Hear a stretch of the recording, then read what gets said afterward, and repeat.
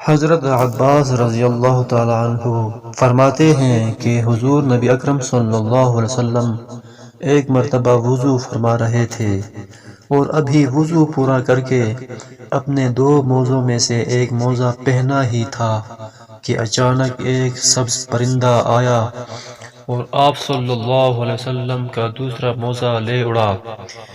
پھر تھوڑا اوپر جا کر اس موزے کو نیچے پھینکا تو اس میں سے ایک سیاہ رنگ کا سانپ نکلا۔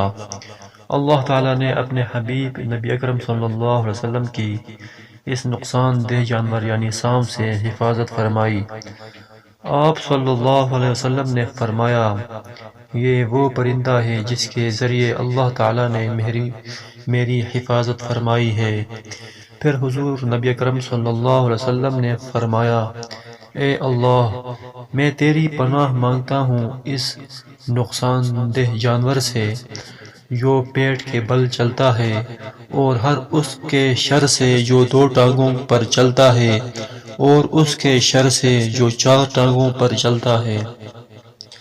ایک دوسری حدیث میں ہے کہ یہ معاملہ ہو گیا تو حضور نبی اکرم صلی اللہ علیہ وسلم نے فرمایا، جو شخص اللہ تعالیٰ اور یوم آخرت پر ایمان رکھتا ہے تو وہ اپنے موزے جھاڑے بغیر نہ پہنے۔ مولانا رومی اس واقعے کو نقل کرنے کے بعد فرماتے ہیں کہ ہمیں ہر آنے والی مصیبت سے خوف زدہ ہو کر شکوہ و شکایت نہیں کرنا چاہیے، بلکہ صبر کرتے ہوئے معاملہ اللہ پر چھوڑ لینا چاہیے، کیونکہ بعض اوقات آنے والی مصیبت کسی بڑی مصیبت سے بچانے کے لیے ہوا کرتی ہے۔